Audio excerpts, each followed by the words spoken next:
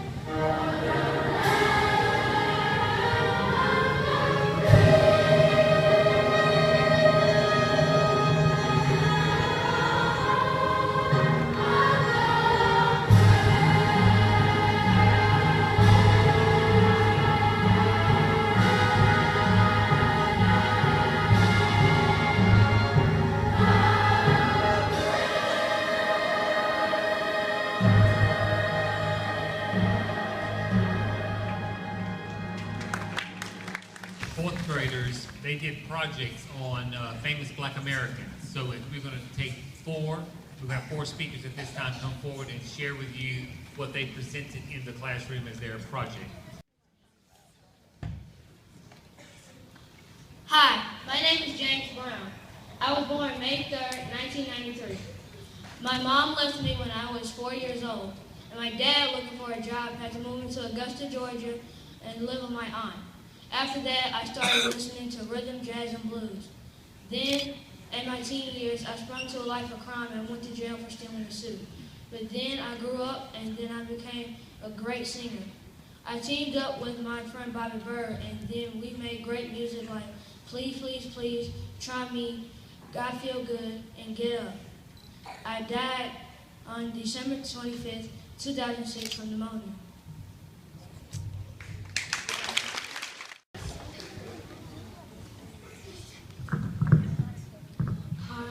By Langston Hughes. What happens to a dream deferred? Does it dry up like a raven in the sun, or fester like a sore and then run? Does it stink like rotten meat, or crust and sugar over like a syrupy sweet? Maybe it just sags like a heavy load, or does it explode?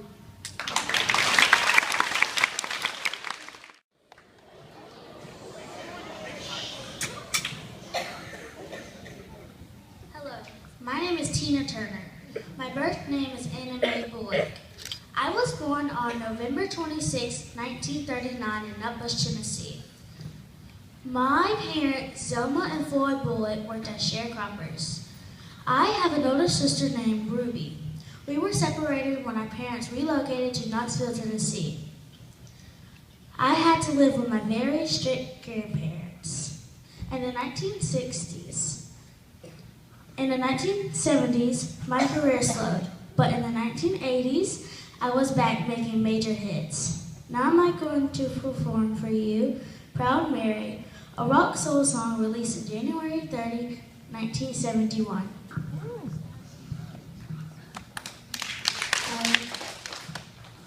I left a good job in the city, working for the man night and day. But I never lost my Mississippi. Learned about the way things by the day. Big wheels keep on turning. Proud Mary keeps on burning.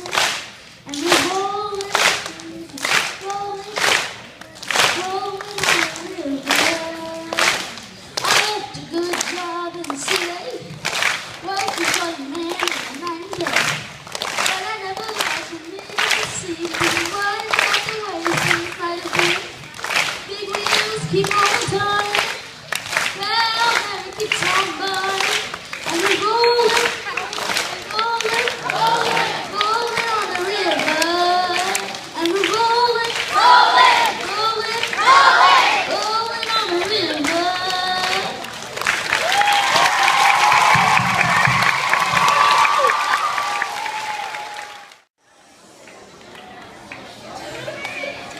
My name is Maya Angelo. I was born on April 4th, 1928 in St. Louis, Mississippi.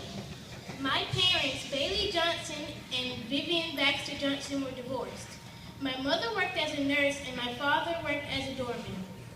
I grew up with my brother, Bailey Johnson Jr. And now I will recite a poem that I wrote, Still I Rise. You may write me down in history with your bitter, twisted lies. You may trod me down in the very dirt, but still, like dust, I will rise. Does my sadness upset you? Why are you beset with gloom? Because I walk like I got oil wells pumping in my living room. Just like suns and just like moons, with certain of tides, just like hope springing high, still I rise. Thank you. We missed the best part, and we saved it for the last. So just, here we go.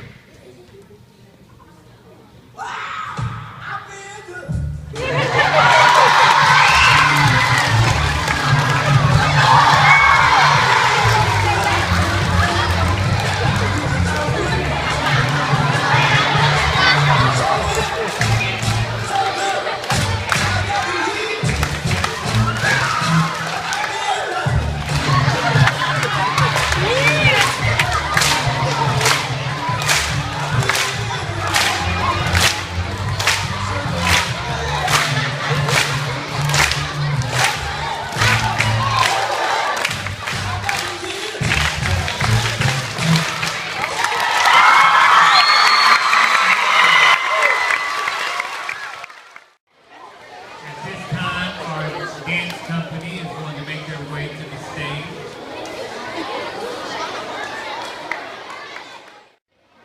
Okay, this is called Transition.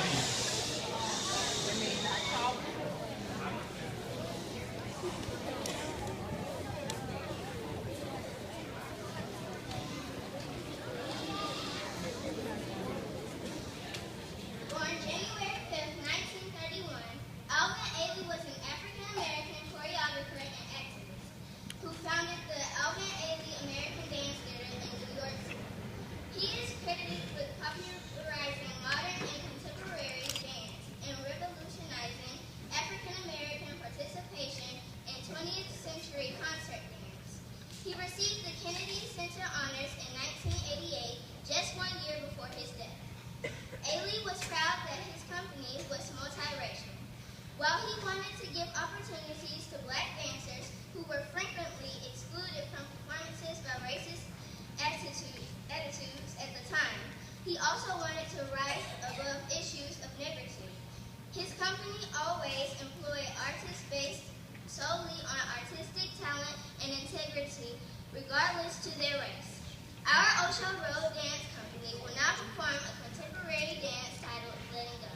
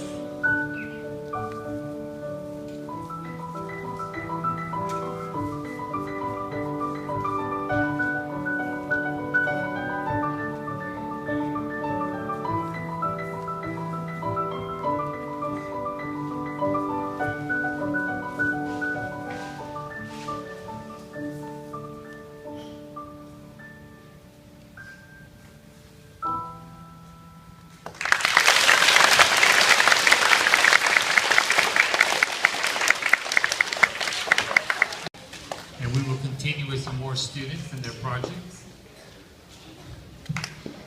And when I did make it to the big leagues, I focused on my dream as being a musician and dancer.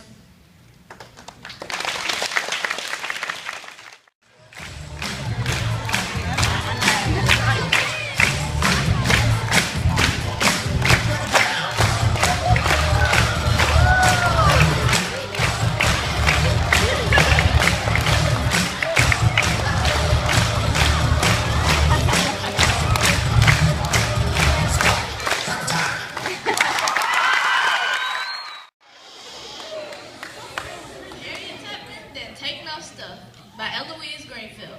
Harriet Tubman ain't take no stuff and wasn't afraid of nothing either. He didn't come into this world to be no slave, and he wasn't gonna stay one either. Farewell, he sang to his friends one night. He was mighty sad to leave them. But he ran away that dark hot night, ran looking for her freedom. She ran to the woods and she ran through the woods. She kept on going till she got to the north. 19 times she went back south, where those mean men couldn't find her. She ran 19 times for her freedom to save black sisters and brothers. Harriet Tubman ain't take no stuff and wasn't afraid of nothing either. She didn't come into this world to be no slave, and she wasn't gonna stay one either.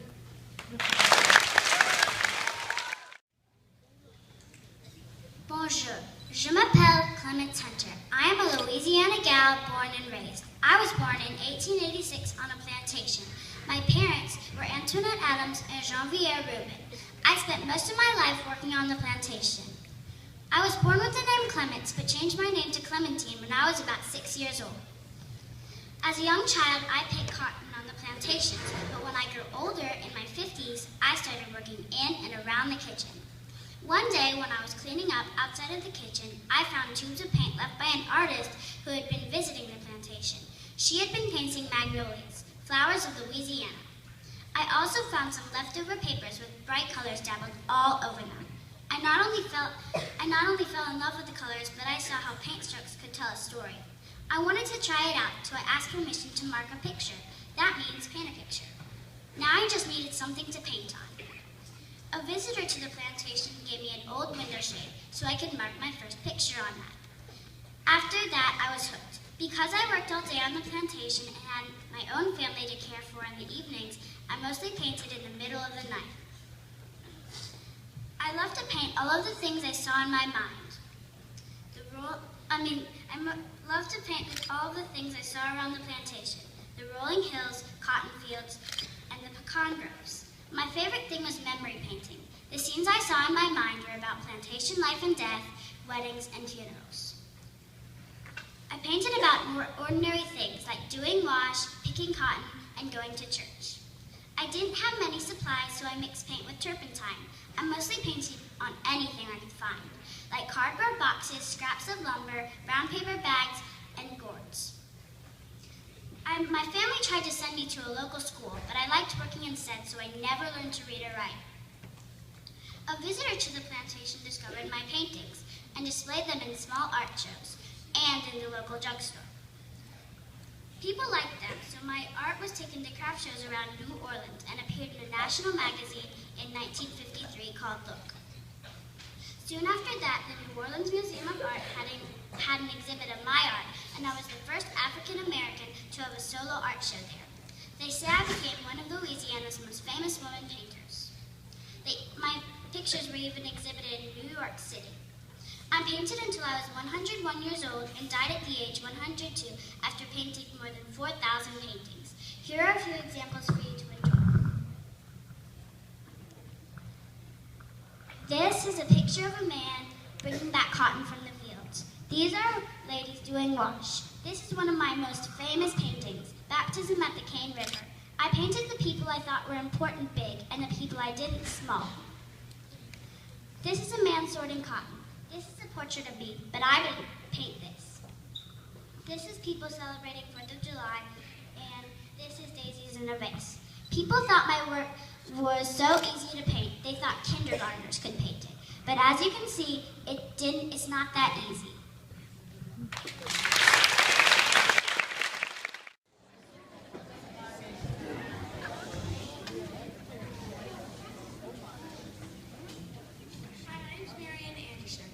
born on February 27, 1897 in Philadelphia.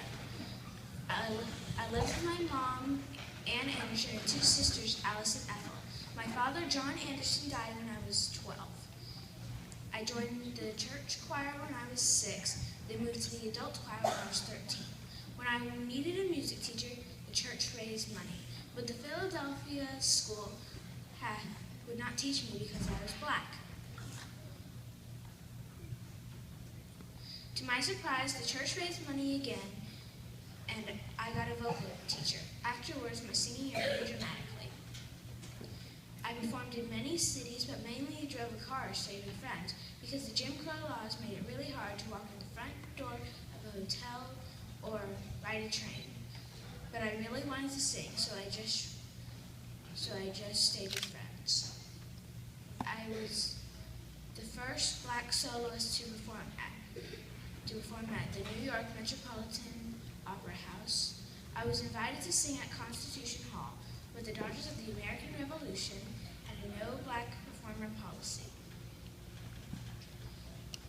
The First Lady, Eleanor Roosevelt, who was part of the Daughters of the American Revolution, was appalled and resigned her membership, then got me to sing at the Lincoln Memorial in front of 75,000 people, with millions more listening on the radio. I was frightened, I closed my eyes, and started singing My Country 'Tis a Thee and 5 other songs. I was the first African American to perform at the White House for President Roosevelt, then was asked to perform there again for King George VI of England when he visited the White House. I got the Presidential Medal of Freedom from President Lyndon B. Johnson. I got a Grammy Award for Lifetime Achievement. I wrote a book and called it My Lord What a Morning. I married Orpheus and retired to farm life in my 60s. After the day of the Lincoln Memorial, I wrote in my journal, I could not run away. I had to appear. Now I am Marian Anderson, a symbol of freedom for blacks everywhere.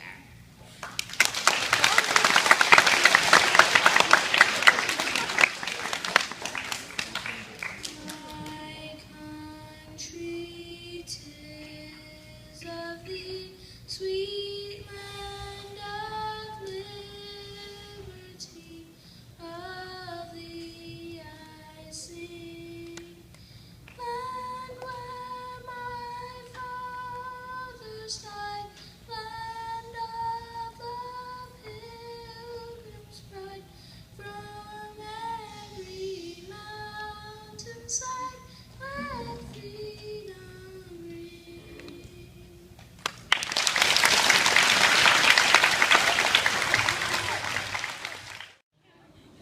We're going to be performing a dance from the song Glory by John Legend, which was in the movie Selma, which was about Martin Luther King Jr.'s life.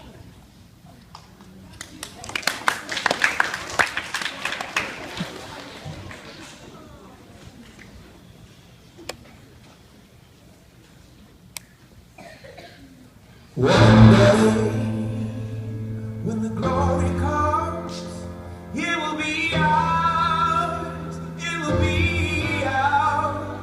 Oh, one day, when the war is won, we will be sure, we will be sure. Oh, glory, glory, glory, oh, glory, glory. Hands to the heavens, no man, no weapon formed against, yes, glory is destined. Everyday women and men become legends. Sins that go against our skin become blessings. The movement is a rhythm to us. Freedom is like religion to us. Justice is juxtaposition in us. Justice for all just ain't specific enough. One son died, his spirit is revisiting us. True and living in us. Resistance is us. That's why Rosa sat on the bus. That's why we walk through Ferguson with our hands up. When it go down, we woman and man up. They say stay down, and we stand up. Shots be on the ground, the camera panned up. King pointed to the mountaintop, and we ran up. One day, when the glory comes, it will be ours, it will be ours. Oh, one day, when the war is won, we will be sure, we will be sure. Oh,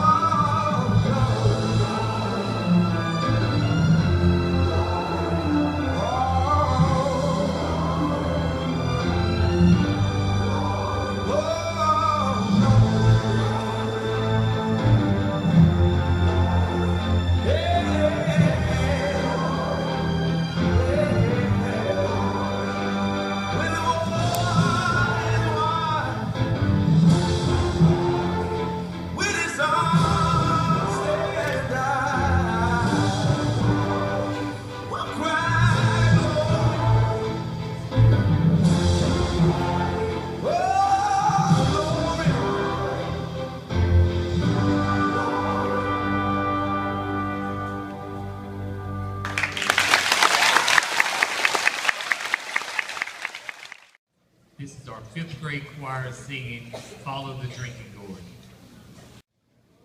The story of the drinking gourd has played an important role in the civil rights and folk movements of the 1950s and 1960s in elementary school education. Research by Joel Bressler has shown that it's important, not an authentic song of the Underground Railroad era.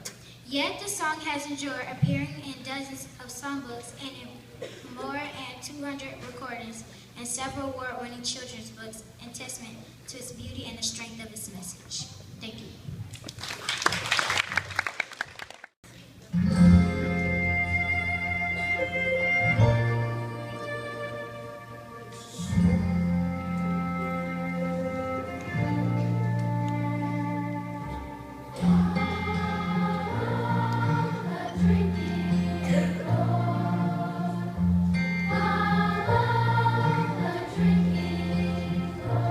When the sun comes back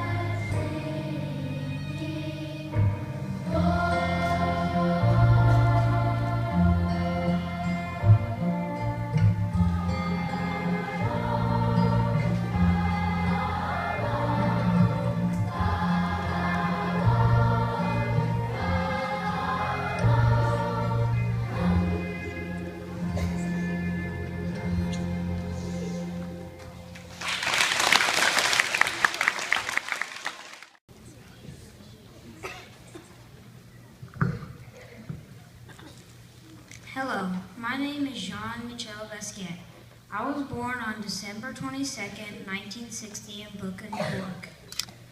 My father, Gerard, worked as an accountant and was from Haiti. My mother, Matilda, worked as a graphic designer and was from Puerto Rico. I could read, write, and speak French, Spanish, and English. I was the second of 4 children. When I was 6 years old, I became a member of my favorite museum. My friend was Al Diaz. We got a lot of attention for graffiti using the tag Same Old that stood for the same old stuff. I started a band called Grey. I named the band after a book called Grey's Anatomy. My mom got me that book after I got in a very bad car accident. I run away from home sometimes. I got kicked out of school after throwing a pie at my principal. I was on a TV show called TV Party. I sold all my paintings. People would pay a lot of money for my paintings, and I soon became a millionaire. I was the first African-American artist to receive international recognition. I showed in galleries throughout the United States and worldwide, including Paris, Tokyo, Amsterdam, and many more. I would get upset when people would ask me to paint something specific, like something to match their sofa. I would pour food on them when they would walk out of my house. I also wrote poetry. I feel like a citizen in this parking lot county fair. It's time to go and come back a drifter, put it all in one bag. I died a tragic death on August 12, 1988. I was 27 years old.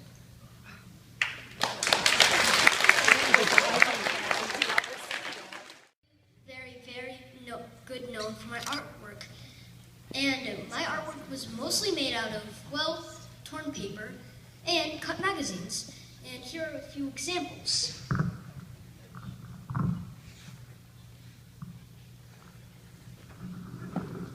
This is Summertime, which I painted in 1979, and that is Paris Blues, which I painted in 1960.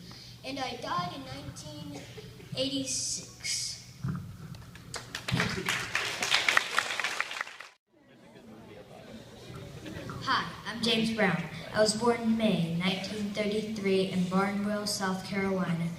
My mom left me at the age of 4, and me and my dad were forced to walk 40 miles to Augusta, Georgia to live with my aunt. But then my dad left, so I was basically raising myself. I spent most of my time living on the streets,